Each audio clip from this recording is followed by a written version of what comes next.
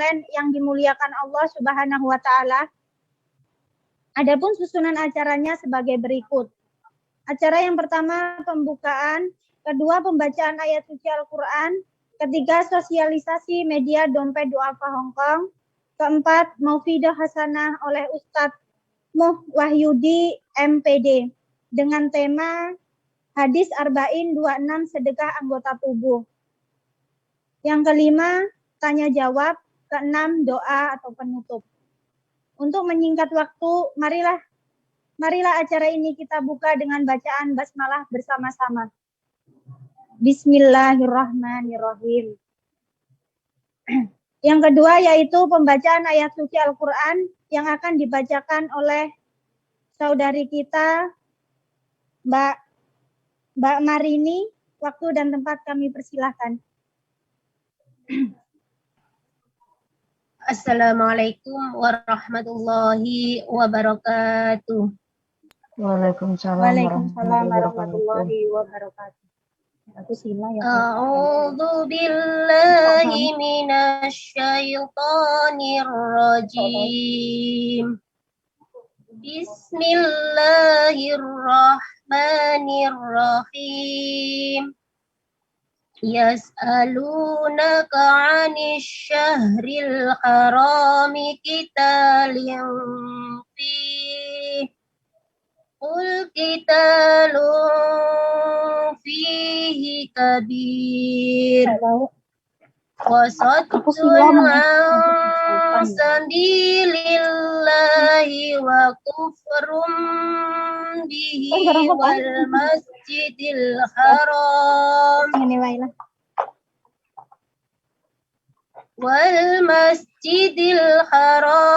wa ikhraju ahlihi minhu akbaru 'indallah wal fitnatu akbaru minal qatl wala yazaluna yuqatilunakum hatta yaruddukum an dinikum in istata'u wa man yartadid minkum an dinihi fayamut wa huwa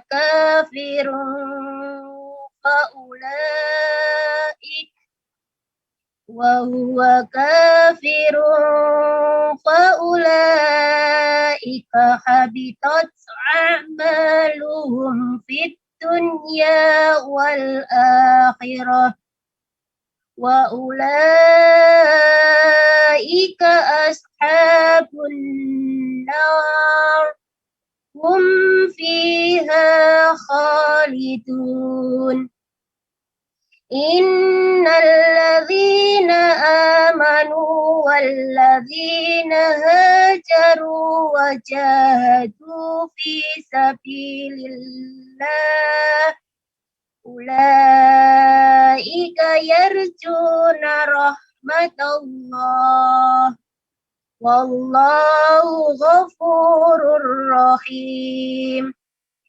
Yas'alunaka 'anil khamri wal maisir qul fihima ismun kabirun wa manafi'u linnas wa ismuhuma akbaru min naf'ihima wa yas'alunaka madza yunfiqun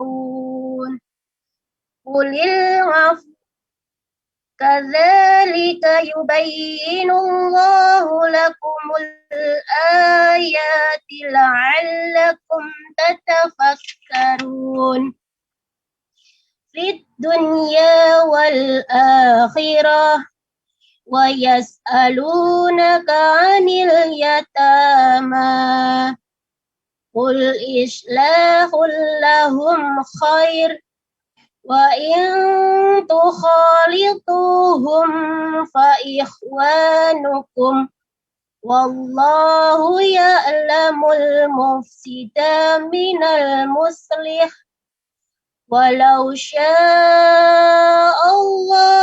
la'anatakum innallaha azizun hakim.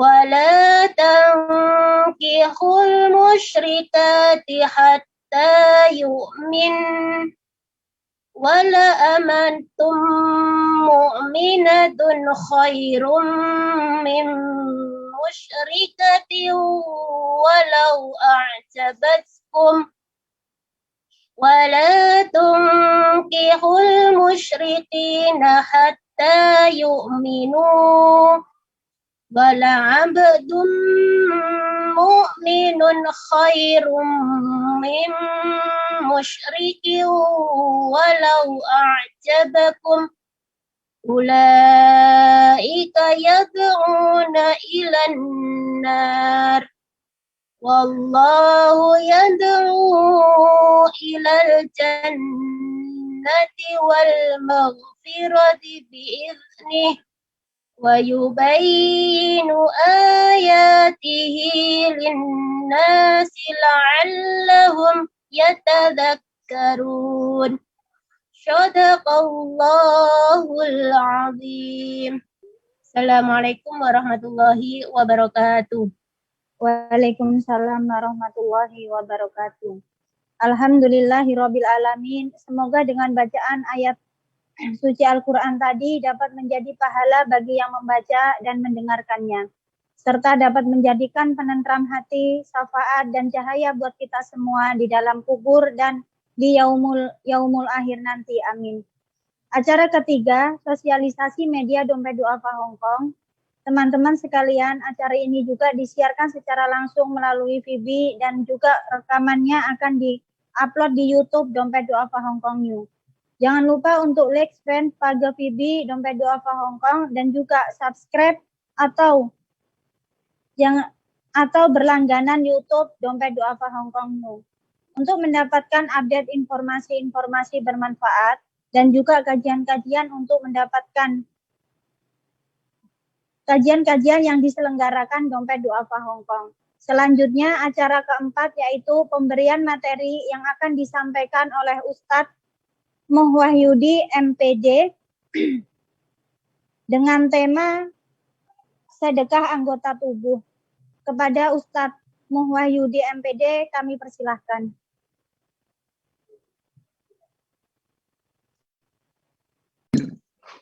Bismillahirrahmanirrahim. Rabbi shrah li sadri wa yassir li amri wahlul 'uqdatam min lisani yafqahu qawli.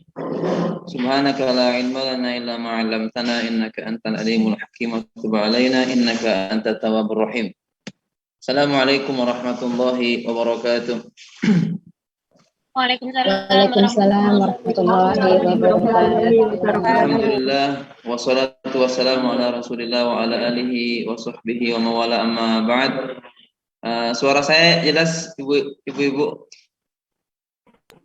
Alhamdulillah Ustaz. Ya.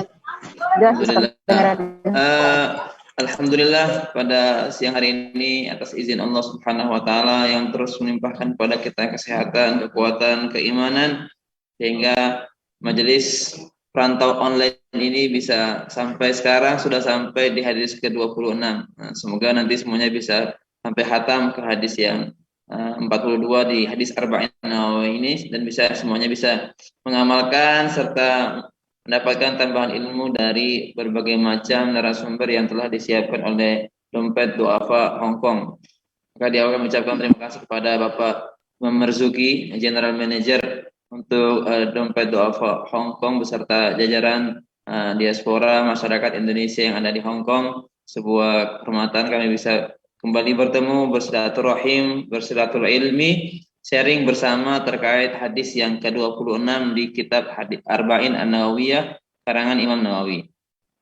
Sebelum kita masuk ke tema intinya, kami ingin mengulangi beberapa pelajaran di hadis di pekan yang lalu atau pekan terakhir pertemuan dengan MPO ini. Ibu-ibu sudah belajar tentang hadis yang ke-25. Di hadis yang ke-25 diterangkan tentang di mana orang miskin lapor kepada Rasulullah, ya Rasulullah, orang kaya Mereka banyak bersedekah, mereka sholat seperti kami sholat, tapi mereka bisa mengerjakan apa yang tidak kami kerjakan. Apa itu? Mereka bisa bersedekah, sedangkan kami tidak bisa melaksanakan sedekah.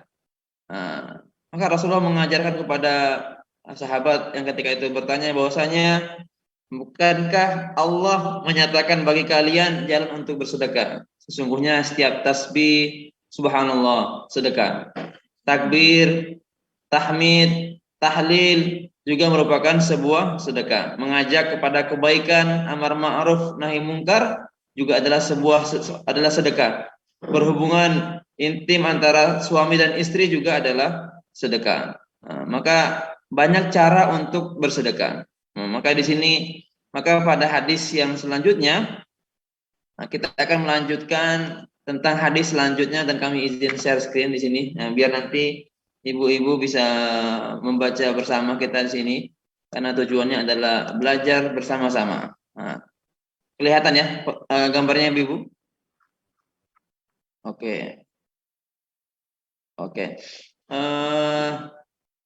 Di hadis yang ke-26 kita akan berbicara tentang dalam madrasah perantau online ini, hadis ke-26, yaitu sedekah anggota tubuh.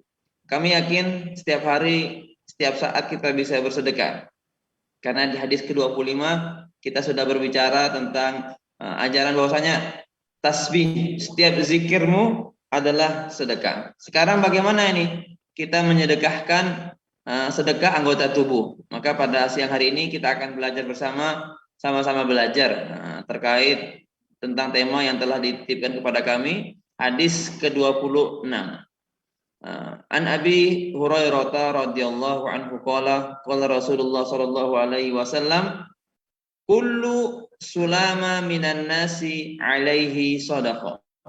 Artinya setiap persendian dari manusia itu baginya harus ada yang disedekahkan. Artinya gimana sedekah mata, bagaimana sedekah persendian antara tangan dan lengan, kaki dan sebagainya. Nanti akan kita bahas bersama dalam tema kajian siang hari ini. Kemudian kulla yaumin tatlu'u fihi syamsu ta'dilu baina itsnaini shadaqah. Setiap matahari terbit, kemudian ketika kita bertemu ada orang yang bertikai, kemudian kita damaikan, ini juga adalah sebuah wujud daripada sedekah. Wa tu'inur rajula fi dabbatihi fatahmiluhu 'alaiha aw tarfa'alahu 'alaiha mata'ahu shadaqah. Membantu seseorang dalam fi dabbatihi, dalam hewan tunggakannya, kemudian dia membawa barang bawaan, kemudian kita membantu. Contohnya ada orang yang sedang naik kendaraan, kalau zaman dahulu kala naik onta, banyak bawa barang, kita bantu meletakkan barang di atas ontanya, ini adalah bentuk daripada sedekah.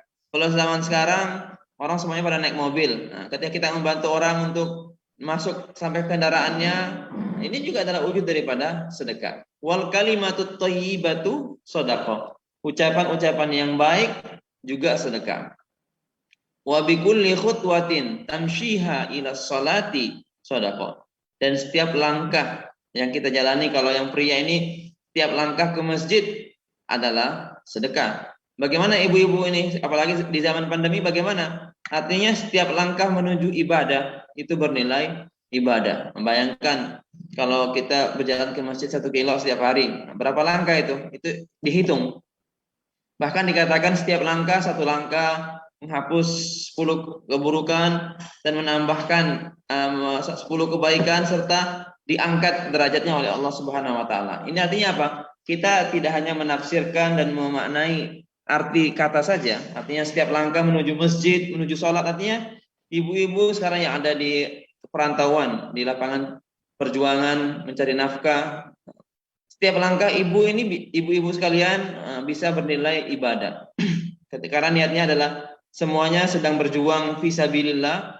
Kalau fisabilillah ada dalam bentuk perjuangan mencari nafkah, mencari ilmu, semuanya bernilai ibadah. Maka pastikan niat kita ini, niat ibu-ibu yang sekarang berjuang mencari nafkah ataupun bekerja atau berdakwah dimanapun itu. Sekarang ibu-ibu di Hong Kong. Maka ini adalah langkah-langkah yang ibu menafkahi ini juga bisa bernilai sedekah.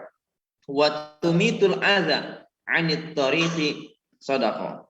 Dan menghilangkan duri, kalau bahasa duri, atau menghilangkan kesusahan, masalah, ini juga di jalan yang kita temukan adalah wujud daripada sedekah. Jadi sedekah itu bukan hanya sedekah materi saja, banyak macam-macam sedekah. Nanti semoga bisa kita sampaikan satu persatu. Kalau tidak cukup waktunya untuk pembahasan penyampaian, nanti bisa kita buka di sesi pertanyaan.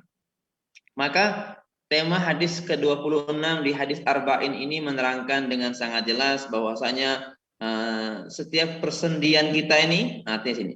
Dari Abu Hurairah radhiyallahu anhu berkata, Rasulullah SAW bersabda, setiap anggota tubuh manusia dapat melakukan sedekah. Setiap hari di mana matahari terbit lalu engkau berlaku adil terhadap dua orang yang bertikai adalah sedekah. Engkau menolong seseorang yang berkendara lalu engkau bantu dia untuk naik kendaraannya atau mengangkatkan barangnya, sedekah. Ucapan yang baik adalah sedekah. Setiap langkah ketika engkau berjalan menuju sholat adalah sedekah, dan menghilangkan gangguan di jalan adalah sedekah. Riwayat Bukhari, Muslim. Di sini kita akan mempelajari beberapa kandungan hadis di sini. Kami akan menyampaikan secara luas, secara umum dahulu sebelum kami sampaikan kepada intinya. Kalau kita melihat yang pertama, di sini ada kandungan hadis tentang bagaimana kita bisa bersyukur kepada Allah setiap hari atas kesehatan anggota badan. Kita melihat ada seorang sahabat datang kepada sahabat yang lainnya, bertanya, ya Allah, saya miskin, tolong kasihani saya butuh uang. Nah, kemudian sahabat yang lain bertanya, maukah kamu tanganmu masih ada, matanya masih lengkap, hidung masih ada, bagaimana kalau satu bola matamu saya ganti dengan 10 juta. Tidak mau dia. Satu jarimu 5 juta. Tidak mau juga. Kupingmu 20 juta. Ginjalmu 100 juta. Dia tidak akan mau. Artinya apa? Terkadang kita dengan banyaknya nikmat yang Allah beri kepada kita berupa kesehatan, terkadang kita lupa untuk bersyukur. Bahwasanya terkadang kita ini lapar. Artinya ketika kita tidak punya uang, itu bukan wujud bahwasanya kita ini miskin.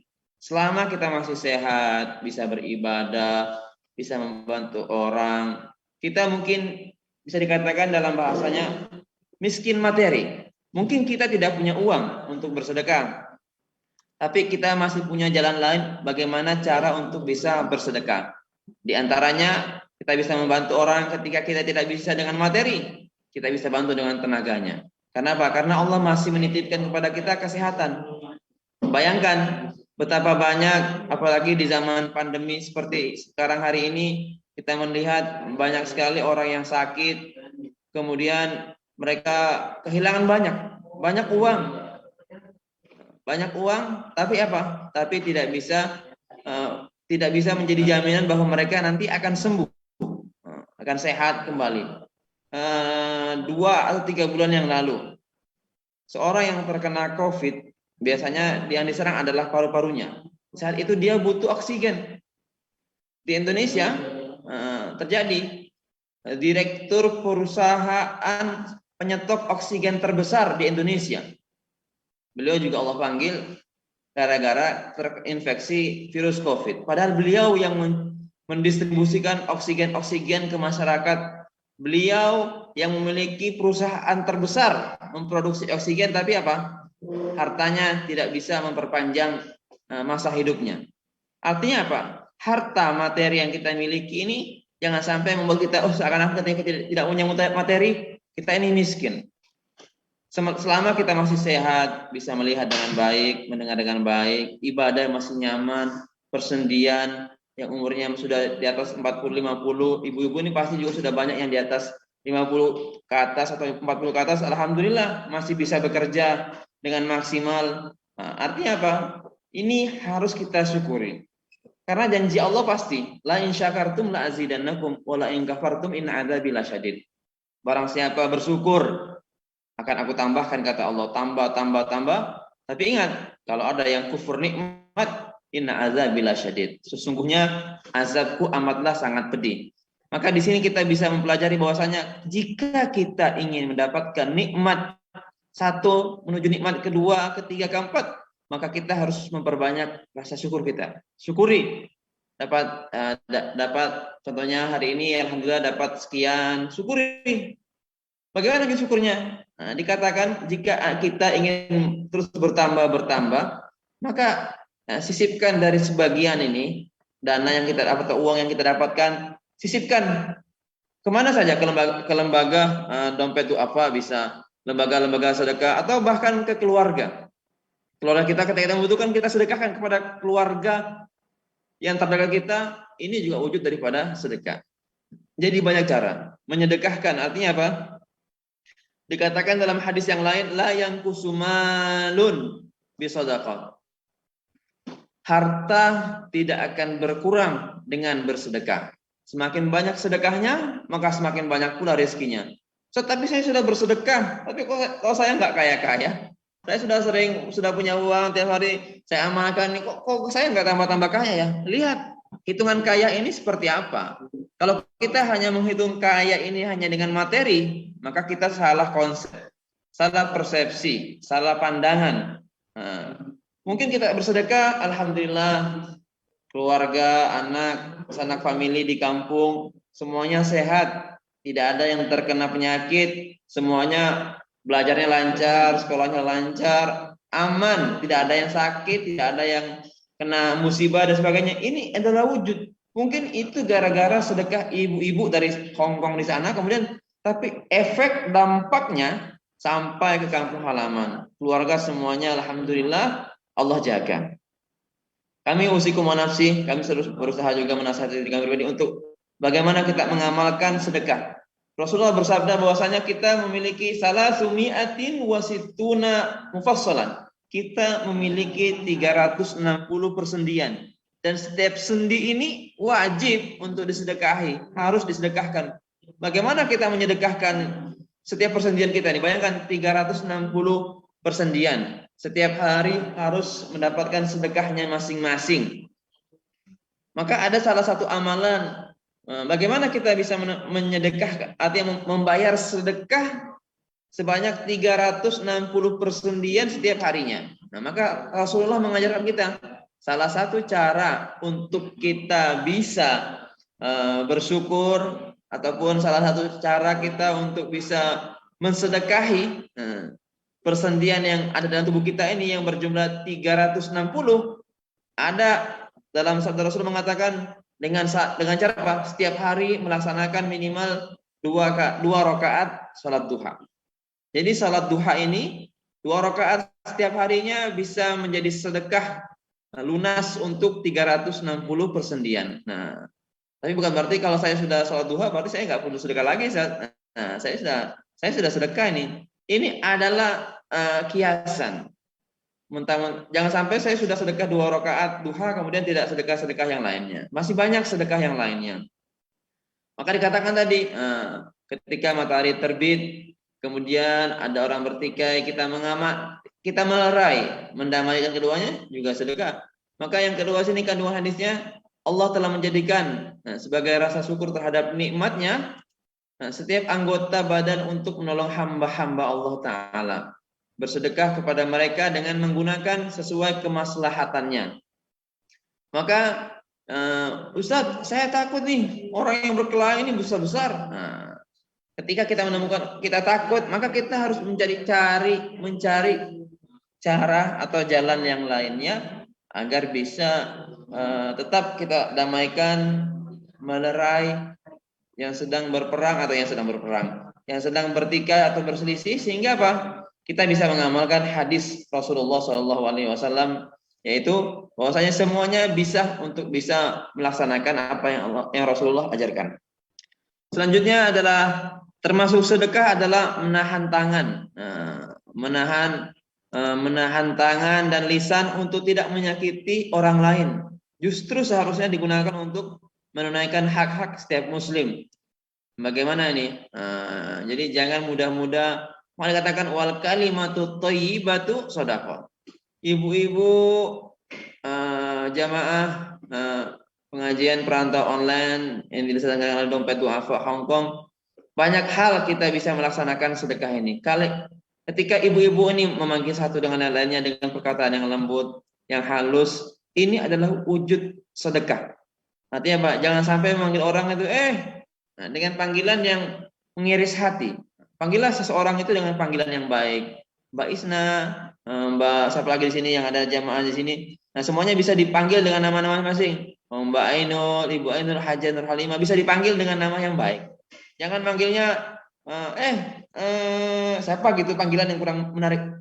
Artinya panggilan yang menyinggung. Nah, ini kita hindari.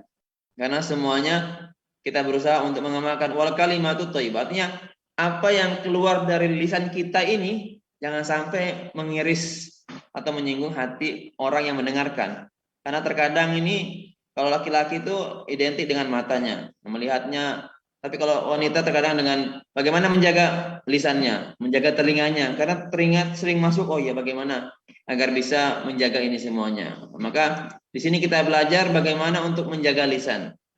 Kalau kita terbiasa, dikatakan dalam sebuah penelitian bahwasanya wanita itu lebih banyak berbicara dibandingkan laki-laki. Kalau laki-laki sehari hanya bisa 3.000 kata, wanita bisa sampai 10.000 kata seharinya. Nah, tapi bagaimana pastikan 10.000 kata yang katanya keluar dari lisan wanita ini bisa bernilai sedekah. Baik zikirnya, mengajak orang kepada kebaikan, jika ada melihat yang kurang baik, disampaikan, ditegur tapi dengan cara yang baik.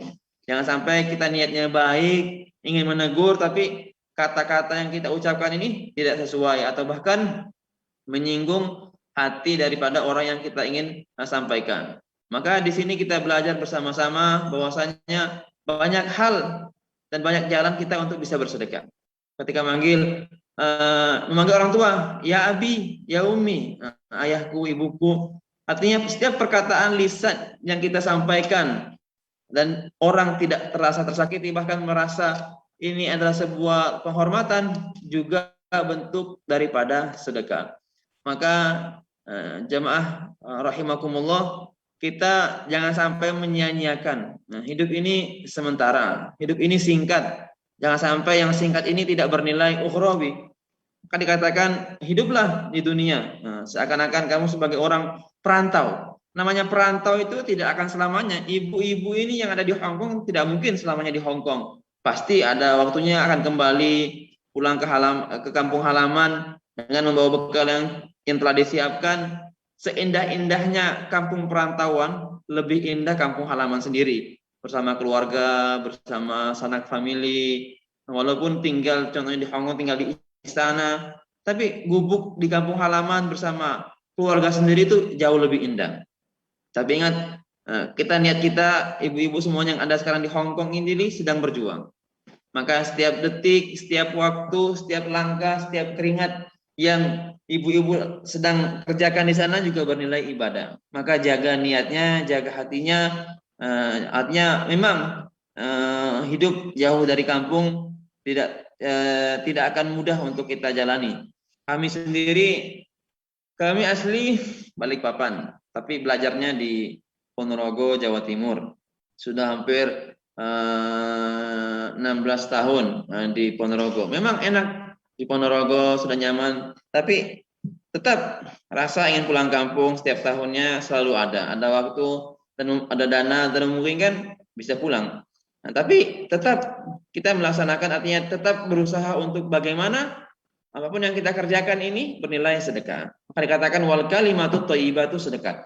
Dalam hadis ke-25 di kitab hadis Arba'in dikatakan tasbih, tahmid, tahlil dan sebagainya, kalimatu thayyibah semuanya bisa bernilai ibadah.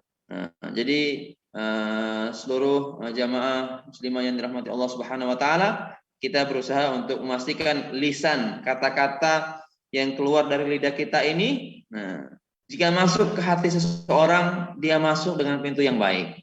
Yang diingat adalah kata-kata kita yang baik, kata-kata yang menyenangkan hati, bukan kata-kata yang menyinggung. Memang terkadang ada orang yang sedang disinggung dan sebagainya, tapi hati-hati untuk bisa menyampaikan. Karena dikatakan wanita itu ketika ada orang berbuat salah kepada wanita, Wanita itu insya Allah bisa memaafkan, mudah memaafkan, tapi sulit untuk melupakan. Maka di sini semua manusia, rata-rata manusia betul seperti itu.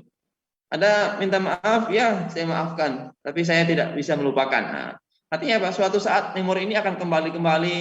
Oh iya, artinya ketika satu kesalahan itu akan muncul. Artinya masa lalu yang menumpuk-numpuk ini akan kembali.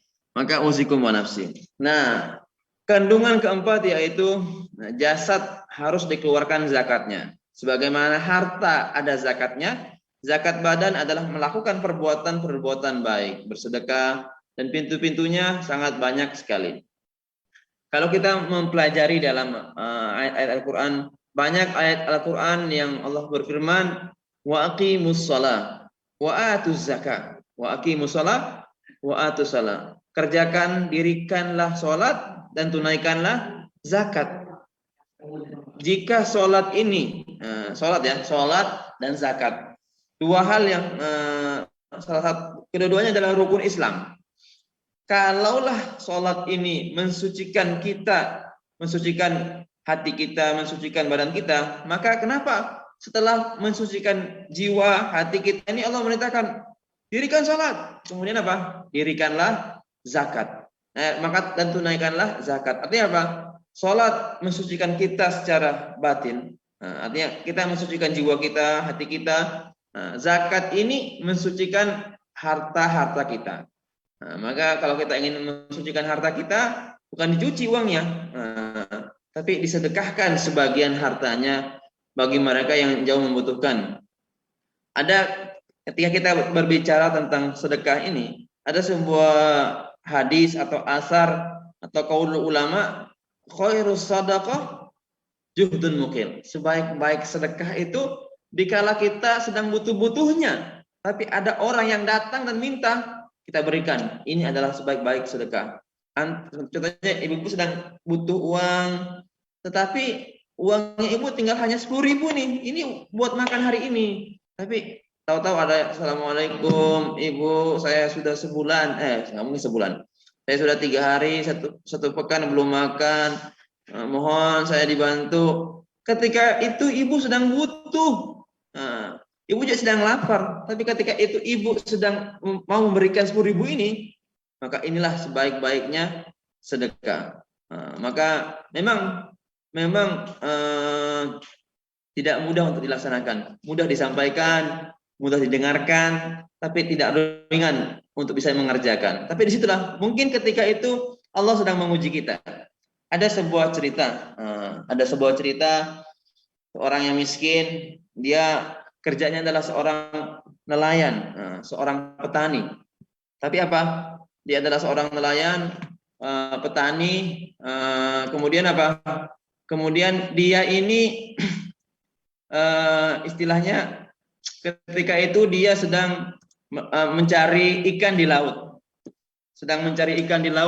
Tetapi apa? Ikannya tidak pernah keluar. Sampai 3 hari, 5 hari tidak datang-datang ini ikan. Maka ada seorang syekh. Nah, dia kemudian bertanya kepada syekh, "Ya syekh, ya wahai guruku, aku sudah melempar jalaku setiap hari, tapi tidak pernah ada ikan yang masuk ke jaring yang telah kulemparkan." Maka sang syekh atau gurunya ini mengajarkan dia sebuah amalan. Dengan amalan ini, kalau dia mengamalkannya, maka kata syekhnya, insya Allah ikan ini akan keluar dari laut. Akhirnya pemuda ini mengerjakan. Apa amalannya? Amalannya adalah dengan cara sebelum kamu pergi ke laut, laksanakan sholat hajat 2 rakaat. Guru ini mengajarkan dia untuk bisa sholat hajat 2 rakaat. Maka semuanya saja, karena kita ini ingin belajar ataupun ingin bagaimana agar kita hajat kita Allah ijabahi. 1, nelayan tadi sebelum dia pergi ke laut, dia sholat hajat 2 rakaat. Bismillah usolli sunnatal hajat rakaataini lillahi ta'ala. Kemudian setelah itu apa? Dia kata gurunya, ketika kau akan melempar jaringmu, bacalah doa, hasbunallah wa ni'mal wakil, ni'mal maula wa ni'man nasir. Bismillah, bismillah tawakkaltu, pasti sebelum pergi bismillah tawakkaltu ala Allah.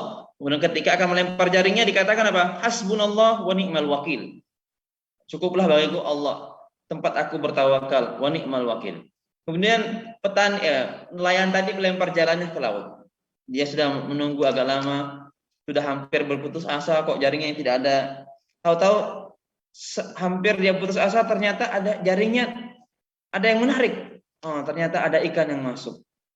Ditarik sama nelayan ini, diangkat. Ternyata apa? Dia mendapatkan seekor ikan yang sangat besar yang belum pernah dia dapatkan sebelumnya. Maka sang nelayan ini menjual ikan ini ke pasar. Dapat uang, kemudian dia belikan 2 buah potong roti. Kemudian dia datang kepada syekh yang tadi mengajarkan dia bagaimana cara mendapatkan ikan. Dia ingin memberikan 1 potong roti untuk si syekhnya dan 1 potong lagi ini untuk dia bawa pulang kepada keluarganya. Ketika dia akan memberikan kepada gurunya berkata, "Idza akaltu hadzal khubz ma kharajatis samakatu minal bahar." Guru ini tidak mau menerima pemberian pemuda ini untuk mengambil rotinya. Sang guru berkata, "Kalau saya mengambil roti ini, maka ikan tadi tidak akan keluar dari laut." Maka pemuda ini pulang dengan membawa 2 potong roti. Di pertengahan jalan menuju rumahnya, pemuda ini adalah pemuda yang miskin. Dia punya anak, punya istri, di rumahnya juga belum makan, sedang kelaparan. Di tengah jalan mau menuju pulang ke rumahnya, dia melihat seorang ibu dengan putranya yang anaknya ini sedang menangis. Karena apa? Ketika dia bertanya, "Wahai ibu, apa yang terjadi?" Ibu berkata, "Putraku sudah 2-3 hari tidak makan. Aku mungkin masih bisa kuat, tapi dia ini bisa-bisa mati kalau tidak makan." Akhirnya apa? Pemuda ini memberikan dia 2 buah roti tadi kepada ibu ini. 1 untuk putranya dan 1 untuk ibunya. Artinya apa? Dia habis rotinya ini. Kemudian apa? Kemudian ibu ini, putranya tadi yang lapar ini, kemudian mau makan roti ini. Kemudian apa? Kemudian tersenyum. Ibunya juga tersenyum. Alhamdulillah. Ketika ibunya menyerahkan, "Ambillah 1 buah roti ini untukmu." Kata sang pemuda, "Tidak. Kalau saya makan roti ini, maka ikan yang tadi saya tangkap tidak akan keluar dari laut." Ketika pemuda miskin ini pulang ke rumahnya, berangkat pagi, pulang sore, ketika istrinya menyambut di rumah, "Mana hasil tangkapannya?" Sang suami berkata, "Rotinya saya tadi dapat ikan ketika menjalah di laut. Kemudian saya belikan 2 buah potong roti. Kemudian di pertengahan jalan saya menemukan seorang ibu dengan anaknya yang sedang kelaparan. Akhirnya saya berikanlah roti ini kepada ibu dan putranya." Maka istrinya marah. "Apakah ada orang yang lebih miskin daripada kita?" Tapi apa kata sang pemuda tadi? "Allah sedang mengujiku." Artinya apa? Allah sedang mengujiku. Apakah aku akan memberikan roti ini atau aku memakannya untuk keluargaku sendiri? Tapi alhamdulillah, sang pemuda ini lulus ujian dari Allah. Selang beberapa saat, kemudian ada seorang pemuda yang mengetuk pintu rumahnya. "Assalamualaikum, kamu putranya Bapak si Fulan ya?" "Ya benar. Ini orang tua saya punya hutang kepada ayahmu, karena ayahmu sudah wafat, maka ini saya berikan kepada kamu 2.000 dirham. 2.000 dirham, Masya Allah. Artinya apa? Terkadang Allah menguji kita dikala kita sedang susah-susahnya, sedang sempit-sempitnya. Tapi ketika kita bisa lulus ujian ini, maka akan Allah gantikan dengan sebuah nikmat. Akhirnya apa? Sang pemuda ini menjadi orang yang kaya. Dia akhirnya membuka toko, menjual kain, menjadi pedagang kain. Ketika syekhnya datang lagi, Masya Allah, sang pemuda sudah menjadi orang yang kaya. Suatu ketika pemuda ini sakit. Pemuda ini sakit dan gurunya tadi mengunjungi dia. Sudah beberapa hari dia tidak sadarkan diri atau koma. Kemudian ketika gurunya datang mendoakan dia, kemudian dia sadar dari pingsannya. Kemudian dia bercerita, "Wahai guruku, tadi aku bermimpi. Aku berada di dalam aku seakan-akan sedang di mizan, sedang dalam timbangan." Artinya ketika itu dia sedang diambang api neraka, sedang dilaksanakan oleh Allah hisab, ditimbang amal solehnya dan amal buruknya. Aku mendapatkan ketika itu apa? Aku lihat bahwasanya amal solehku lebih sedikit daripada kemaksiatanku. Artinya apa? Amal buruknya lebih berat daripada amal baiknya. Padahal dia ketika jadi pedagang, dia selalu bersedekah. Ketika dia menjadi orang yang Allah berikan rezeki yang melimpah, dia selalu bersedekah. Nah, ketika ditimbang, tahu-tahu amal buruknya lebih berat daripada amal kebaikannya. Ketika akan dilemparkan ke api neraka, tahu-tahu ada suara enggak. Ketika akan dilemparkan neraka, tahu-tahu ada suara tangisan bocah yang tadi dia berikan itu. Akhirnya apa? Air mata sang bocah, anak kecil tadi yang diberikan roti, ditaruh di timbangan amal solehnya si tadi pedagang ini. Akhirnya apa? Akhirnya seimbang antara amal kebaikannya dan amal keburukannya. Tapi kemudian ditaruh lagi oleh Allah Subhanahu wa taala apa? Senyuman dari ibu tadi. Ibu anaknya kan ketika diberikan roti tersenyum. Maka diletakkan senyumnya ibu ini di atas timbangan amal solehnya. Akhirnya apa? Timbangan amal soleh sang pemuda tadi menjadi lebih berat. Artinya apa? Dia dimasukkan ke dalam surga oleh Allah Subhanahu wa taala, walaupun itu dalam mimpi. Artinya apa? Kita bisa mengambil pelajaran. Kita tidak tahu amal soleh mana yang Allah hitung sebagai amal soleh bagi kita ini. Bisa saja kita merasa saya tiap hari sedekah, tapi tahu-tahu ada sedekah yang Allah hitung itu adalah something very big, sesuatu yang menurut kita kecil tapi menurut Allah itu sangat besar. Ada yang terkadang kita bersedekah besar tapi menurut Allah itu tidak bernilai besar, karena mungkin kita kurang ikhlas, ingin dilihat, ingin diperhatikan, ingin dikatakan Masya Allah ibu ini, Ustaz Wahyudi ini kalau sedekah Masya Allah, diupload di status, biar orang tahu. Biar ini semuanya dengarin ini. Biar saya sedekah ini 1 miliar ini. Lihat sembako, bantuan Presiden Republik Indonesia bansos. Bansos itu kan sebenarnya bantuan dari pemerintah. Hanya disampaikan melalui sistem pemerintahan ini. Sudah sewajarnya masyarakat ketika dalam keadaan pandemi mendapatkan bantuan dari pemerintah itu baik dari pemerintah, presiden dan sebagainya. Tapi kami yakin banyak dinas-dinas sosial yang lainnya, mungkin dompet duafa juga banyak memberikan kepada masyarakat yang tertimpa, tapi tidak diupload seperti sebagaimana sebagian orang ini mengupload. Apapun yang disampaikan harus terupload. Ini adalah syiar, man dalla ala khairin falahu ajri fa'ilihi. Ada, kalau niat kita memang kuat, silakan diupload. Tapi kalau insyaallah kalau masih setengah-setengah, menjaga hati tidak semudah menjaga badan. Karena hati yang tahu hanya Allah Subhanahu wa taala. Maka jangan sepelekan sekecil apapun sedekah yang kita berikan akan bernilai besar bagi Allah Subhanahu wa taala dikala kita mau ikhlas menyampaikan, menyedekahkan apa yang kita miliki. Dan selanjutnya adalah di sini disampaikan salah satu kandungannya, yaitu yang kelima adalah anjuran untuk mendamaikan kedua belah pihak, tolong menolong, mengucapkan kalimat yang baik, berjalan menuju sholat dan menyingkirkan penghalang dari jalan. Anjuran untuk membersihkan sarana umum. Kita jangan sampai gengsi. Kalau kita di pondok, di pesantren diajarkan kalau melihat sampahnya diambil, dibuang ke tong sampah.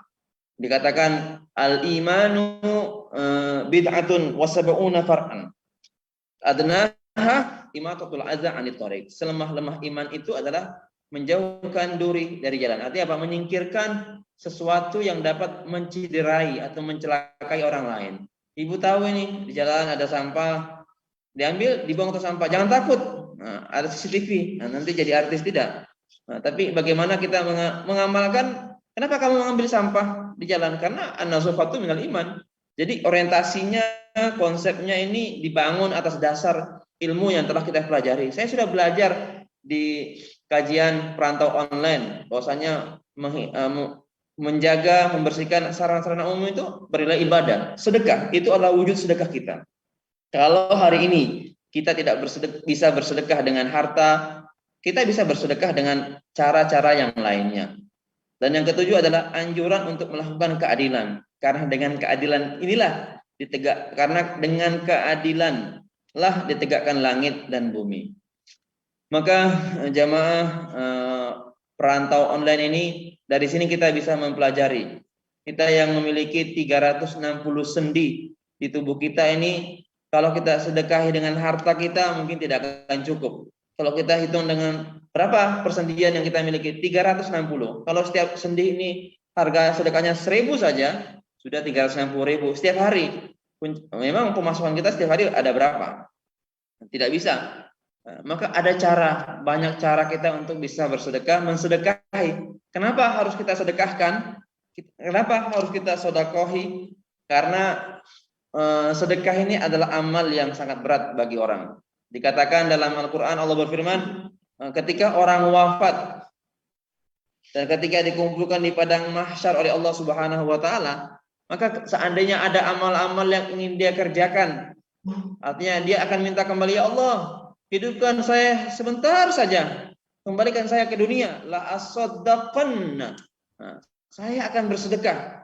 Saya pasti akan bersedekah katanya. Tapi apakah bisa ketika kita sudah mati, kemudian kita minta, ya Allah, kembalikan saya hidup ke dunia, saya akan bersedekah dengan semua harta yang kumiliki. Nggak bisa kembali. Kenapa? Sedekah ini amal yang sangat berat bagi seorang manusia. Karena apa? Dia memberikan apa yang dia cintai. Manusia ini suka dengan duit, suka dengan uang, suka dengan apa yang dia miliki, dengan hartanya. Terkadang membantu dengan tenaga bagi dia lebih mudah daripada harus bersedekah dengan hartanya. Karena dia mengatakan, ya Allah, ini hartaku, ini uangku. Tapi ketika dia paham dengan konsep Islam, bahwasanya segala sesuatu yang kita miliki ini adalah titipan dari Allah Subhanahu wa taala, dan titipan ini akan menjadi dipertanggungjawabkan nanti pada hari kiamat, maka dia tidak akan sungkan untuk bersedekah. Sedekah ini banyak hal, bisa dengan materi ataupun bisa dengan, kalau kita tidak punya materi, dengan hal-hal yang apa yang kita miliki ini. Kita asatid mungkin dengan ilmunya, ibu-ibu yang pintar menjahit dengan melatih penjahit, ibu-ibu yang pintar memasak dengan cara mengajar orang bagaimana cara memasak yang baik, dan banyak hal yang lainnya. Kita tidak membatasi sedekah itu hanya dengan cara materi saja, tapi banyak cara kita bisa melaksanakan cara untuk bersedekah. Karena sedekah ini dikatakan seberat-berat mukmin itu, artinya apa? Salah satu amalan yang terberat adalah sedekah. Puasa kita bisa puasa, sholat kita bisa sholat. Kita ketika haji kalau ada uang itu untuk kita sendiri, kita ringan untuk pergi haji, pergi umroh. Tapi zakat, apa yang terjadi ketika Rasulullah SAW wafat? Yang terjadi di Madinah adalah muncullah kelompok-kelompok orang yang menolak untuk membayar zakat. Bayangkan, apa kata mereka? Saya siap untuk sholat, saya siap puasa, saya siap haji, tapi saya tidak membayar zakat. Apa kata Abu Bakar? Tidak bisa. Saya tidak akan bisa, artinya rukun Islam itu mutlak dan wajib dikerjakan. Sholat itu fardu ain. Puasa Ramadan fardu ain. Zakat juga fardu ain. Kalau haji ini liman istata'a ilaikum sabil adalah wajib bagi mereka yang mampu. Artinya kita sebagai seorang mukmin harus punya niat dalam hati, saya niat untuk berhaji. Bagaimana jalannya, bagaimana wasilahnya, biar Allah menentukan. Yang penting harus ada niat. Jangan sampai, ya Allah haji mahal, umroh mahal, nggak usah. Kasihan, enggak. Masalah bagaimana caranya, kita yang penting pasang niat. Innamal a'malu binniyat. Saya niat akan haji tahun sekian. Walaupun sekarang di Indonesia ini Masya Allah, daftar haji 10 tahun, 20 tahun, 30 tahun lagi baru berangkat. Nggak tahu apa umur kita sampai waktu itu. Tapi jangan sampai tidak ada niat dalam hati kita ini untuk berhaji, untuk berumrah, untuk ziarah ke Baitullah, ziarah ke makam Rasulullah. Maka jangan sampai tidak ada. Maka jamaah, sebelum kita buka sesi pertanyaan, kami ingin merangkum beberapa pelajaran ataupun hal-hal yang bisa kita pelajari dari kajian pada hari ini. Di antaranya bahwasanya Salah satu di antara fawaid hadis yang ke-26 dari buku hadis Arba'in ini, yang pertama adalah anjuran kita untuk memperbanyak sedekah. Kita punya harta, sedekah dengan harta. Kita punya ilmu, bersedekah dengan ilmu. Kita punya ilmu, bersedekah dengan ilmu. Kita punya sedekah dengan senyuman, tersenyumlah. Tabassumuka liwajhi akhika sedekah. Senyummu kepada saudaramu adalah sedekah. Jangan dikit-dikit nangis, dikit-dikit baper, dikit-dikit enggak. Jadi pasti ketika orang ketemu dengan ibu-ibu ini tersenyum. Jadi ketika kita hadir di antara manusia dan bisa membahagiakan dia, itu wujud sedekah kita. Jangan kita datang semuanya nangis. Ini tidak. Jadi jangan sampai. Artinya memperbanyak sedekah. Wujubu sedekah ala insani kullayam. Kita dianjurkan sedekah ini bukan hanya sekali setahun. Jangan hanya tahu sedekah ketika bulan Ramadan, ketika dilipat gandakan pahalanya, tidak. Sedekah ini setiap hari. Kemudian bisa mendamaikan. Fadilatul adl bainal isnain. Artinya kita bisa adil. Contohnya ada orang bertikai, berselisih, kemudian datang kepada kita, maka kita harus bisa memutuskan dengan bijak, dengan adil. Jangan mentang-mentang dia saudara saya ini, dia kampung saya, pasti dia salah juga saya jaga. Tidak. Kita harus bisa bersifat adil. Adil ini tidak mudah, dan apalagi ketika itu terkait dengan kepentingan pribadi atau kepentingan golongan, maka ketika ada yang menjadikan kita sebagai wasilah untuk menyelesaikan sebuah masalah, pastikan kita bisa menyelesaikan dengan baik. Yang ketiga adalah al-hassu ala ma'rifat ala ma'unatir rajuli akhahu. Adalah anjuran kita untuk saling menolong. Di negeri perantauan yang jauh di sana, kita tidak bisa hidup sendiri. Kita sedang, ibu-ibu jamaah ini Dompet Wafa Hongkong yang sedang bersama-sama melakukan pengajian online adalah wujud kebersamaan ukhuwah Islamiyah. Artinya ibu-ibu tidak sendiri di Hongkong. Ibu-ibu ini sedang berjuang bersama-sama. Memang tempatnya berbeda-beda. Sekarang bertemu dalam ruang Zoom dalam rangka apa? Mempererat ukhuwah, kebersamaan kita, saling menguatkan. Yang lagi rindu dengan kampung halamannya, alhamdulillah masih bisa ketemu dengan orang Indonesia di Hongkong. Doakan semoga yang di kampung halaman semuanya dalam keadaan sehat walafiat, dan terus berdoa, berusaha dengan maksimal bahwasanya apa yang kita kerjakan, ibu-ibu kerjakan di Hongkong ini adalah wujud ibadah, wujud sedekah. Jauh dari keluarga, ini juga bisa dikatakan sedekah, ibadah, karena jauh dari keluarga dalam rangka untuk memperjuangkan kehidupan keluarga juga adalah wujud daripada ibadah. Selanjutnya adalah bagaimana kita bisa al-hasu alal kalimah thayyibah. Pastikan kata-kata yang kita ucapkan, yang keluar dari mulut kita ini bernilai ibadah. Baik berupa zikir, tasbih, tahmid, subhanallah, alhamdulillah, Allahu akbar, la ilaha illallah, dan lain sebagainya. Artinya jangan sampai lidah kita ini melukai telinga orang lain. Kalau melukai telinga bisa sembuh ini, tapi kalau melukai hati ini dia tidak akan mudah untuk terlupakan. Maka usikum manasi. Pastikan kalimat-kalimat yang digunakan ketika bercanda, jangan sampai keceplosan ataupun bablas ataupun kelepasan semaunya aja. Padahal niatnya canda, tapi belum tentu yang mendengar ini menghitung dia sebagai canda. Terkadang ada orang serius terus hidupnya nih. Ya Allah, orang ketika salah ucap dia bahaya. Maka pastikan, karena setiap kata yang kita ucapkan juga pasti akan Anda. Ketika kita niatkan ini untuk ibadah, lillahi ta'ala, berdakwah, sharing bersama juga akan bernilai ibadah di mata Allah Subhanahu wa taala. Kemudian menghilangkan kesusahan. Ustaz, saya juga orang susah. Gimana saya menghilangkan kesusahan dari online? Jangan membanding-bandingkan kesusahan antara satu dengan yang lainnya. Masing-masing ini sudah Allah berikan porsinya masing-masing. Allah berfirman juga dalam Al-Quran, la yukallifullahu nafsan illa wus'aha. Allah tidak akan membebani seorang itu kecuali dengan batas kemampuan dia. Nah, jadi jangan takut, ya Allah, saya diuji dengan ini, apa saya kuat? Pasti kuat. Dikatakan inna ma'al usri yusra. Dalam sebesar kesusahan yang kau berikan, sebesar kesusahan yang kita hadapi, maka sebesar itu pula kekuatan yang Allah berikan kepada kita untuk bisa menyelesaikan masalah ini. Jadi ibaratnya ketika kita menggambarkan antara ujian, kesusahan yang Allah berikan dengan kemudahan, ibaratnya ketika ibu sedang berselancar di samudra yang luas, sedang naik kapal pesiar yang sangat mewah, anggaplah kapal pesiar yang besar. Ini adalah ujian dari Allah. Dan luasnya samudra itulah kasih sayang rahmatnya Allah Subhanahu wa taala. Maka jangan melihat masalah ini terlalu besar. Kalau kita membesarkan sebuah masalah berarti kita yang mengecilkan kebesaran Allah. Maka jadikan ujian ini sebagai wasilah kita untuk bisa bagaimana mempelajari bahwasanya Allah sedang sayang dengan kita. Allah sedang cinta sehingga kita diuji dengan A, B, C, D. Ini wujud bahwasanya Allah perhatian dengan kita. Usikum nafsi bitaqwallah. Maka ketika kita bisa menghilangkan kesusahan orang lain, maka bantulah dia.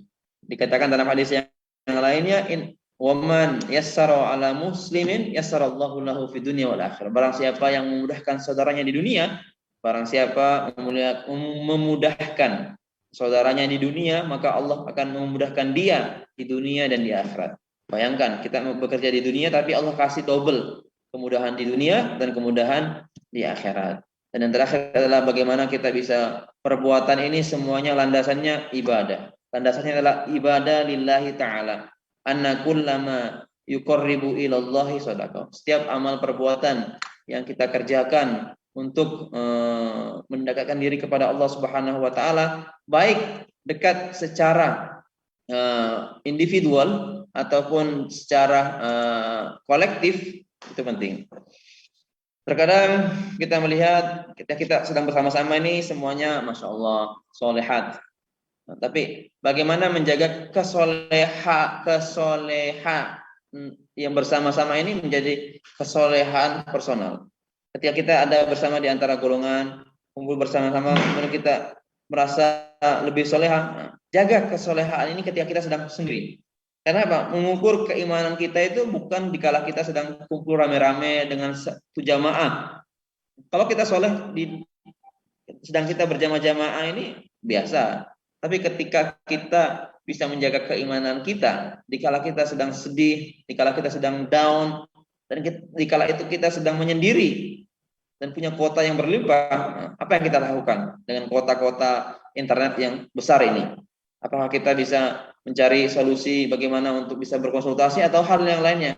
Nah, maka terkadang dikala kita jatuh, jangan sampai kita jatuh terlalu dalam.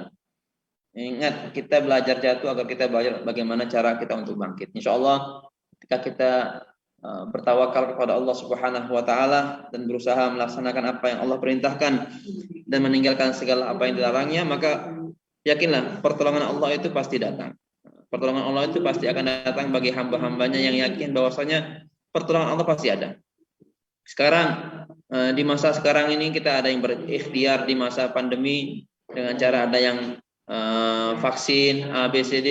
Ini adalah wujud ikhtiar dan masing-masing bisa memilih apakah mau atau tidak, itu kembali kepada personal masing-masing. Tapi dipastikan artinya dipastikan semuanya tahu artinya tahu manfaat dari apa kebijakan yang dia pilih.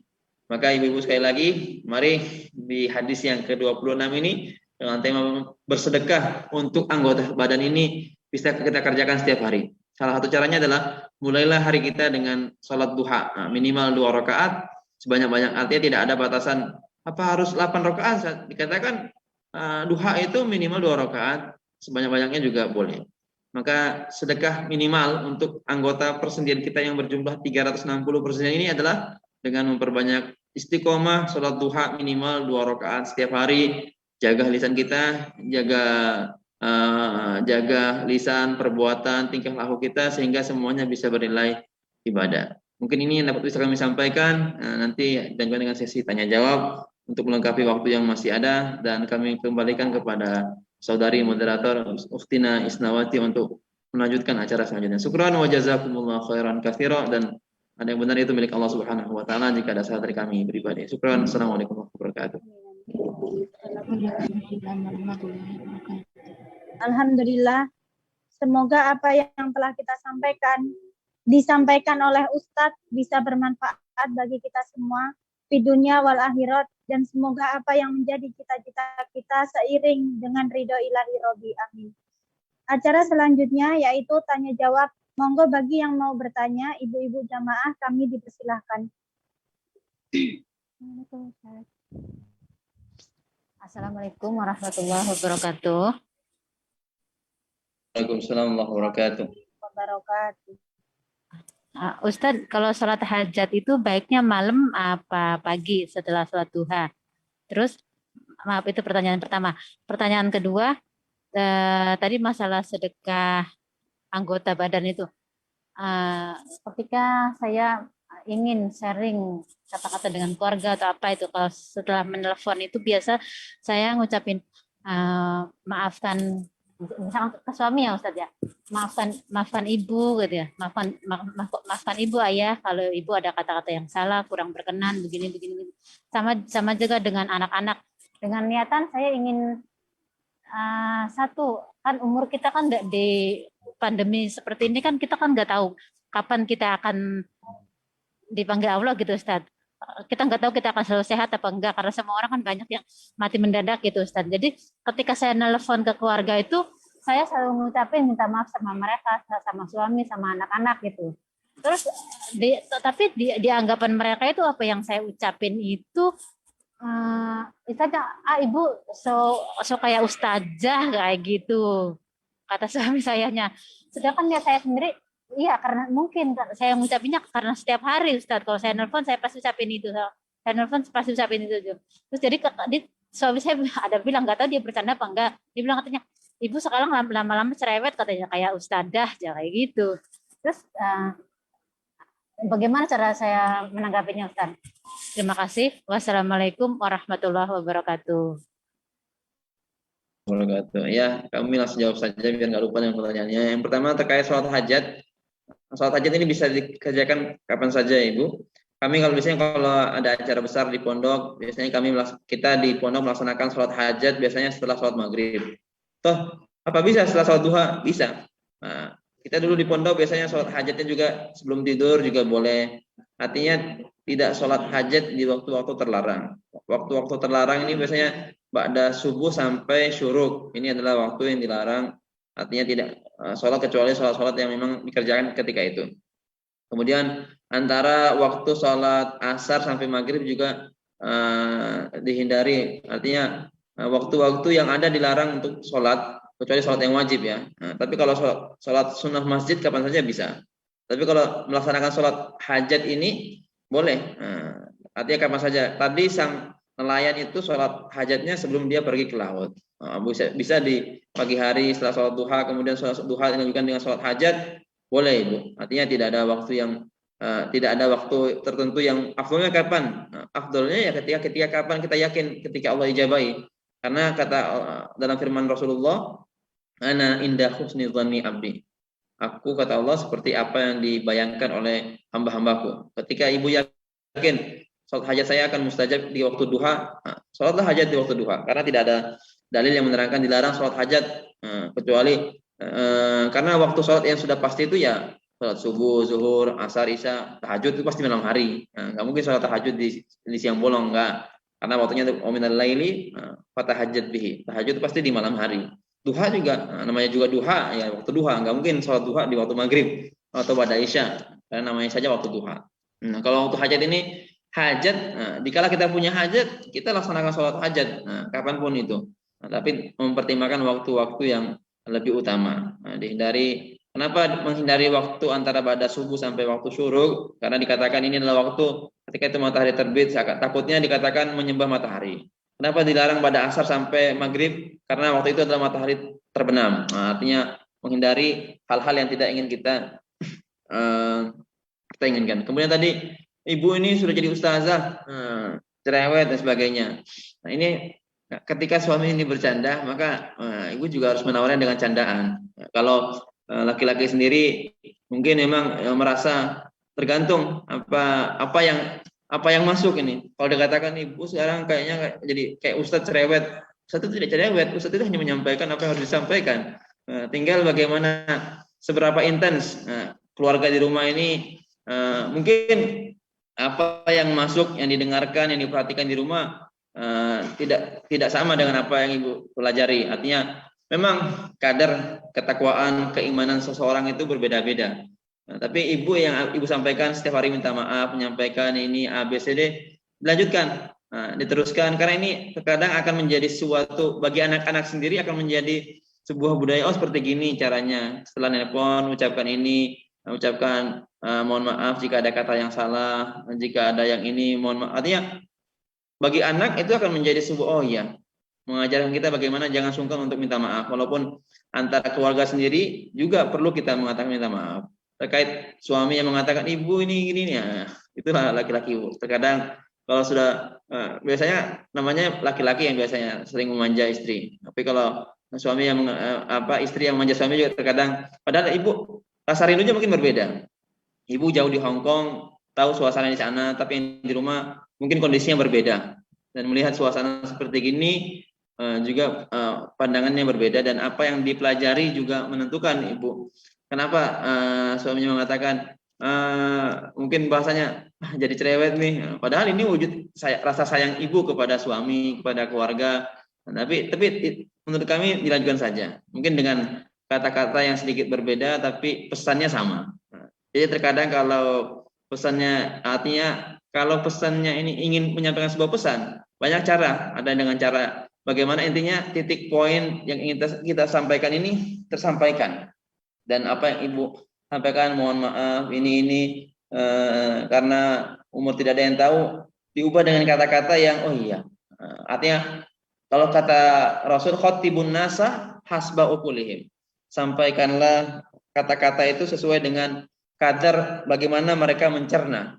Kalau menurut keluarga yang ditelepon ini bahasa ibu terlalu keustazaan seperti Mama Dede, nah berarti diubah kata-katanya yang lebih ringan, yang lebih familiar sesuai mereka, tapi pesannya tetap sama. Mengajarkan mohon maaf jika ada yang salah, minta doanya semoga urusan dimudahkan. Mungkin doa ayah mustajab, doa adik di rumah juga mustajab, semoga sehat. Artinya caranya yang diubah, pesannya sama, tapi caranya yang diubah, sehingga nanti merasa ada suasana yang berbeda, dan tapi pesannya sama.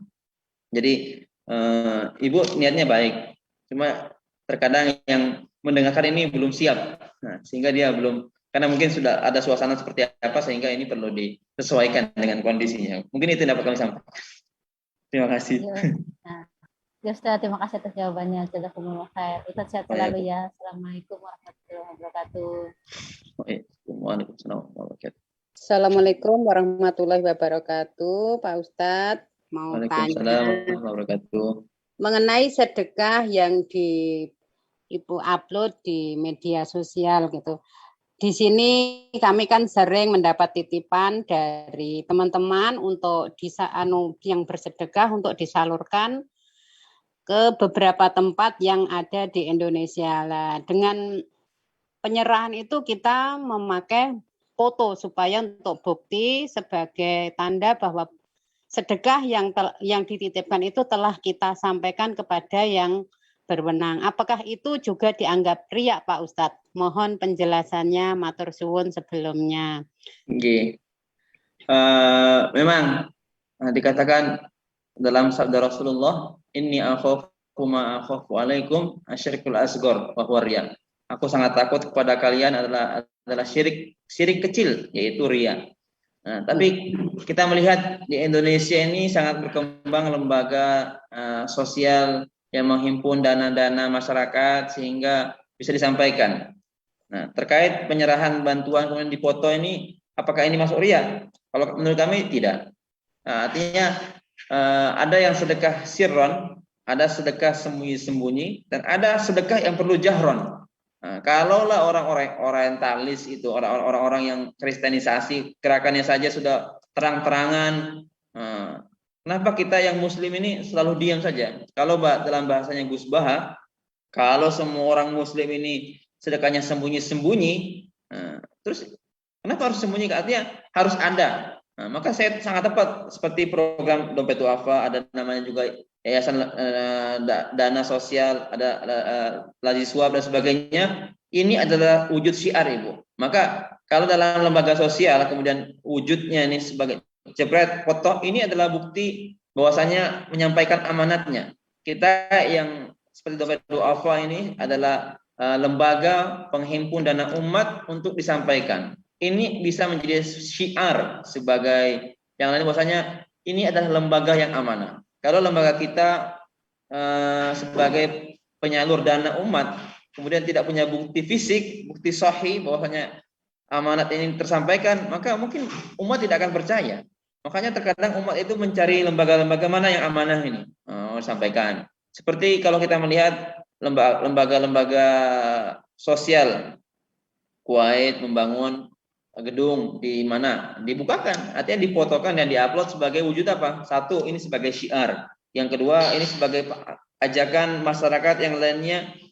Lembaga ini adalah lembaga yang akuntabel, terbuka dan amanah untuk menyalurkan amanahnya. Artinya ini wujud sebagai dakwanya. Jadi menurut kami ketika kita nyumbang kemudian diupload oleh lembaga yang menyumbang kita itu menurut kami adalah syiar yang baik. Artinya satu, mewujudkan accountable dan kepercayaan seseorang kepada lembaga tersebut, karena lembaga ini lembaga yang amanah, bukan lembaga yang tidak bisa menyampaikan amanahnya. Jadi menurut kami tidak termasuk dalam riya. Riya itu lebih kepada personalnya masing-masing. Contohnya saya sedekah ini, oh ya, kalau emang niatnya susah, namanya juga hati ya. Siapa yang mungkin kelihatannya kita ikhlas banget nih, tapi hati ini oh iya, nanti dalam hati ada terasa semoga saya dapat pujian nanti dari Presiden Indonesia, nanti saya dapat, oh teman-teman mengatakan Masya Allah. Jika kita ada rasa agar dipuji, agar mendapatkan pujian, kemudian mendapatkan apresiasi, nah ini yang dikatakan dengan riya. Tapi ketika kita ikhlas, Ustaz saya takut riya, jadi saya nggak sedekah, nggak bisa. Dikatakan, pernah kita sampaikan, tarkul amal min ajlin nas riya wa amal min ajlin nas riya. Ketika kita mengerjakan suatu pekerjaan gara-gara manusia, itu riya juga. Ataupun kita mengerjakan sesuatu untuk manusia, juga riya. Jadi bagaimana saat sedekah aja lillahi ta'ala. Ikhlas dalam memberikan, ikhlas dalam bersedekah. Toh yang tahu kita ikhlas atau tidak itu hanya Allah Subhanahu wa taala. Jika dalam hati kita ada terdesak mengharapkan pujian, mengharapkan jempol, like dari subscriber atau follower, ya, kita niatkan astagfirullahaladzim. Kita istighfari. Ya, terus belajar untuk bisa ikhlas dalam setiap amal ibadah yang kita kerjakan. Usikum manafsi. Mungkin sedikit itu kami sampaikan. Menurut kami itu bukan riya, itu sebagai wujud pertanggungjawaban lembaga pada kita, bahwasanya amanatnya telah disampaikan. Mungkin itu. Nanti kalau di akhirat ditanya, mana buktinya kamu sudah sedekah? Ini ada fotonya. Artinya itu sebagai wujud pertanggungjawaban menurut kami. Ya, makasih Pak Ustadz. Ya, ini secara pribadi, maksudnya setiap bulan kan ada yang titip uang sedekah zakat mal gitu, terus saya salurkan sendiri secara pribadi ke daerah-daerah tetangga gitu. Tapi untuk keumuman dari majelis saya salurkan ke Lasisnu, kadang ke dompet apa. Jadi ini untuk pribadi. Kadang mau ambil foto itu kadang sungkan gitu juga, tapi ini mana yang harus saya pertanggungjawabkan, jadi saya terpaksa harus menyuruh yang menyampaikan itu untuk mengambil foto. Ya intinya untuk bukti kepada orang yang khusus yang menitipkan itu aja, tidak diupload ke media sosial gitu aja. Terima kasih Pak Utas atas penjelasannya. Sama-sama. Assalamualaikum. Waalaikumsalam warahmatullahi wabarakatuh.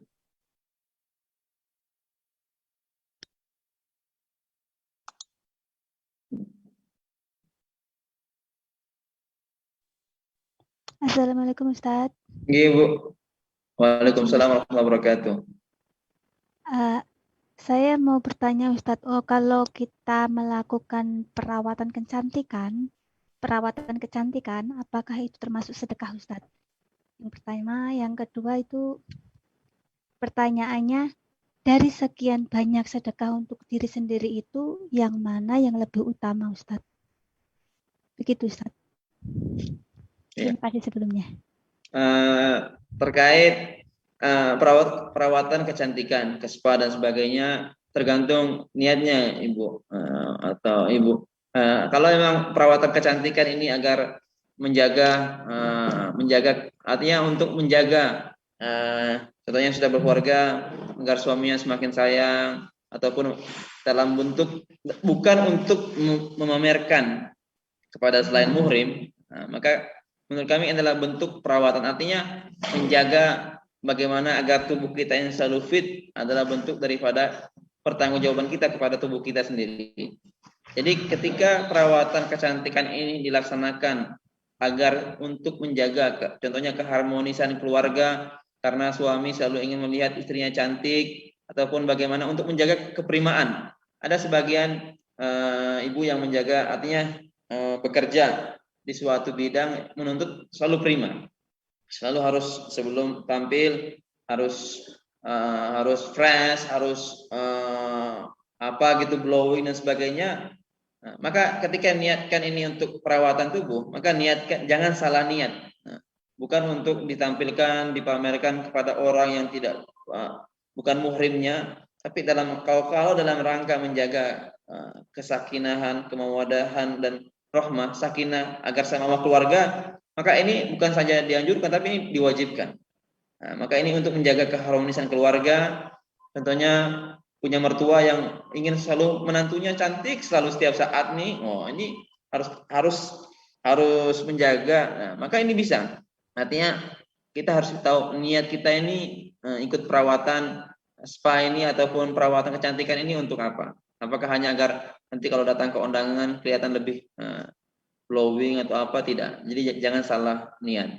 Selama itu niatnya untuk menuju kepada mendekatkan kita kepada Allah, meningkatkan rasa cinta keluarga kepada kita, maka itu akan bernilai ibadah. Tapi ketika kita salah niat, nah ini juga akan menjadi dosa. Artinya kalau kita tidak bisa menjaga dengan baik, maka kita harus bisa menghindari hal-hal yang membuat perbuatan kita ini malah menjadi ladang dosa bagi kita semuanya.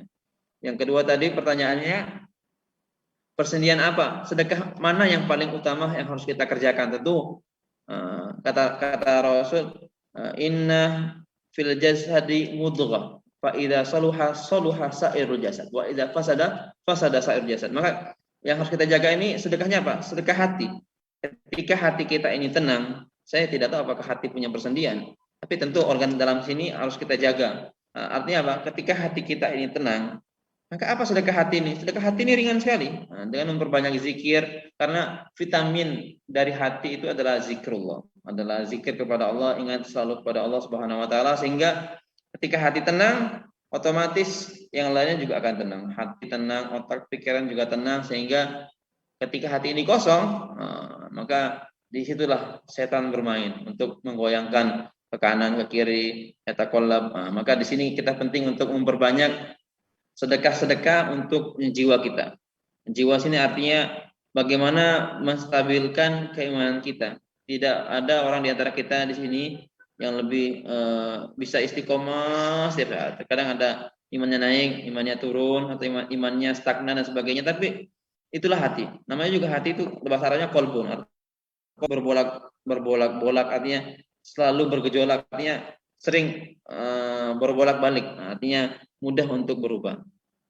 Maka menurut kami, dan memang ini artinya yang harus kita jaga dari antara tubuh kita ini adalah hati kita, karena hati ini akan menentukan kita mau kemana, arahnya kemana. Nah, mungkin itu sedikit jawabannya untuk Ibu Yansri.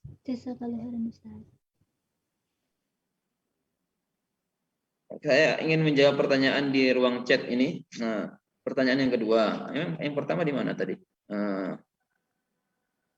Kalau kita membelanjakan kebutuhan untuk diri sendiri, misalnya makanan yang bergizi, berobat untuk tubuh kita yang sakit, apakah itu juga terhitung sedekah? Dan saya pernah dengar suatu kata sedekah terbaik adalah sedekah pada diri sendiri.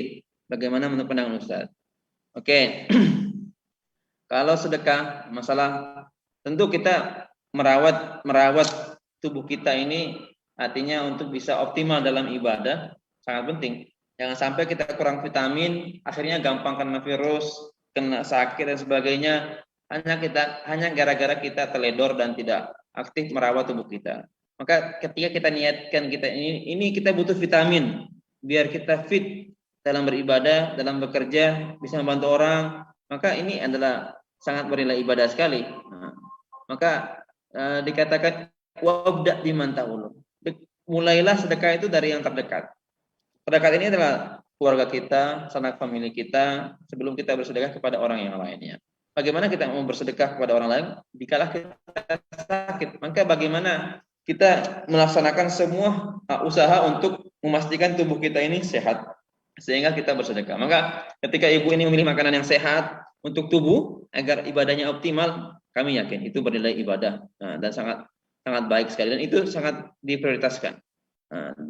Pertanyaan kedua adalah bagaimana kalau kita mengadu pada orang lain tentang orang yang meresahkan kita atau yang berhubungan dengan kita dengan keluarga kita, apakah itu termasuk ghibah? Apakah membicarakan orang yang fasik itu juga dilarang? Oke.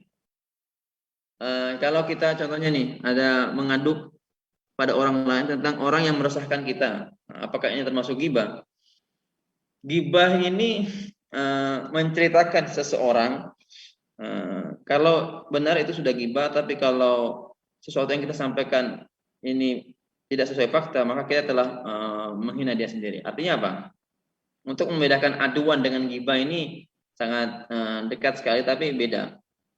Contohnya, ibu melaporkan seseorang pada polisi, ini bukan ghibah, karena ini sebuah aduan. Ketika kita terganggu dengan orang lain, kemudian kita berusaha untuk agar mengingatkan dia, kemudian kita sampaikan kepada, contohnya, kalau kita punya kampung, kita sampaikan kepada Pak RT atau kepada kelurahan atau orang yang menguasai daerah tersebut, untuk dia diingatkan ataupun memperbaiki bagaimana dia bersosialisasi, maka ini bukan membuka aib. Artinya apa? Mungkin orang yang kita sampaikan ini merasa apa yang dia lakukan ini sudah benar, padahal dia tidak. Mungkin dia melakukan ini gara-gara dia tidak tahu. Ada beberapa budaya yang merasa, mungkin ada beberapa pihak atau budaya yang merasa ini biasa, di kampung saya ini biasa, tapi ketika bersosialisasi dengan orang yang berbeda, ini bernilai beda juga.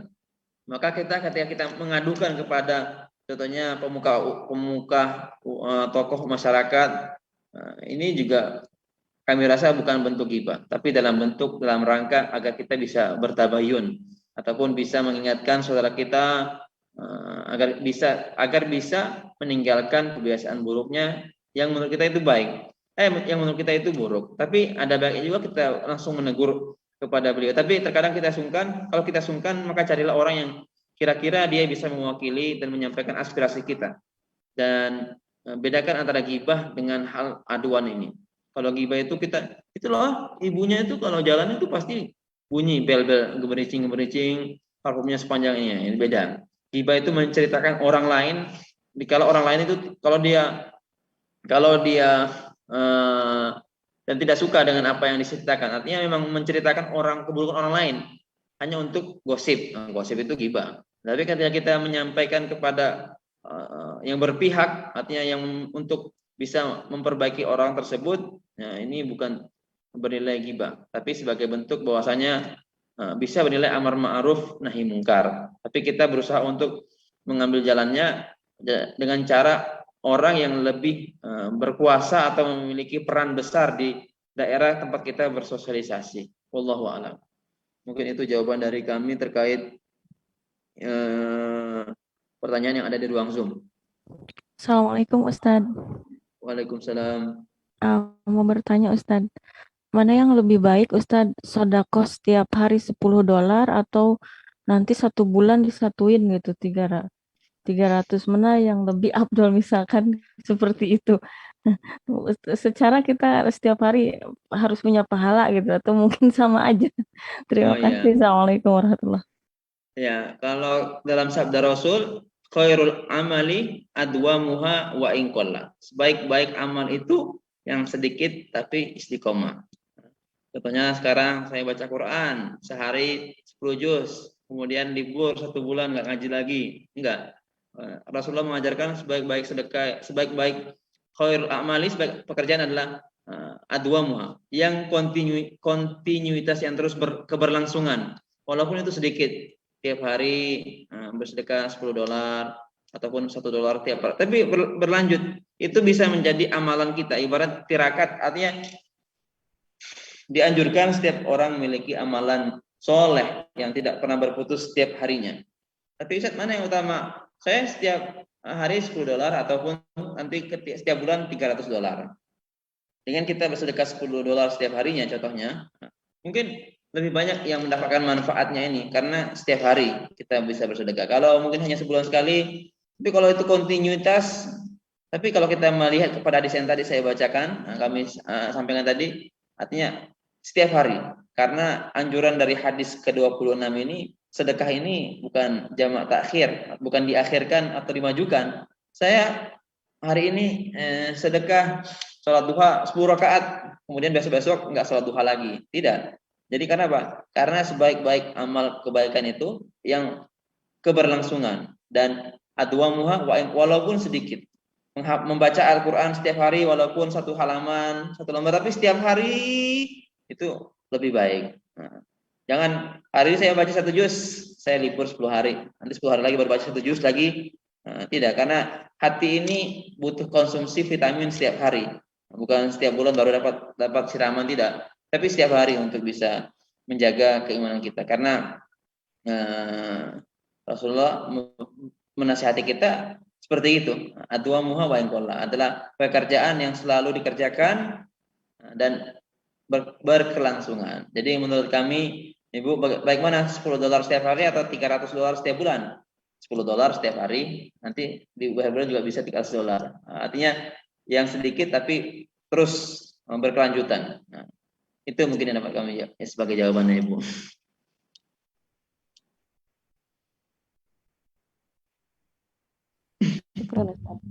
Ini ya, kalau mengadu kepada teman, apakah dikatakan curhat untuk meringankan beban hati kita? Bisa aja.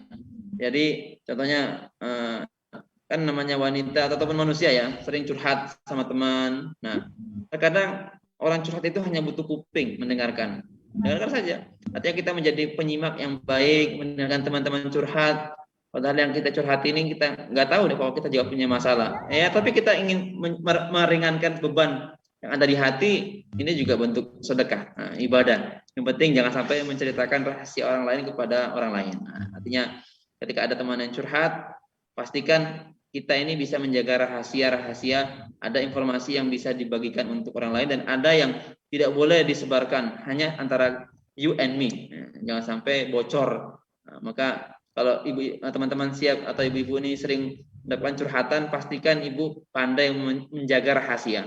Jangan sampai keceplosan, tahu-tahu ada salah ucap. Nah, ini berarti nanti yang niatnya kita sedekah membantu meringankan beban orang, beban perasaan ataupun beban hidup ini harus bisa memastikan kapasitas kita ini. Mungkin itu yang jawabannya dari ruang chat nih. Mohon maaf karena waktunya terbatas. Yang masih ingin bertanya bisa konsultasi ke nomor dompet duafa Hongkong, konsultasi online 52982419. Yang terakhir doa kepada Ustadz Muhwahyudi MPD, kami persilahkan untuk memimpin doa. Ya,